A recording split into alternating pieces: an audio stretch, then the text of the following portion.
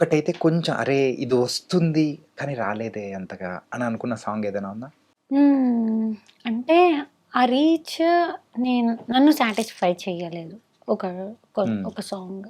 చాలా బావుంటది. మంచి ఏం సాంగ్ అది? 'బుల్లెట్ బండి' సాంగ్ లెక్కుంటది. హ్మ్. ఎడ్ల బండైన దొల్కపోరో నీ అందాల జిందగీనే నేనురో అని. అంత చిన్నగా పాడితే ఎట్లా చెప్పు? కొంచెం గట్టిగా పాడు. అహా! మీకు చెప్పడానికి అట్లా అందుకే పాడుతున్నా. ఇప్పుడు మనం ఫేమస్ చేద్దాం.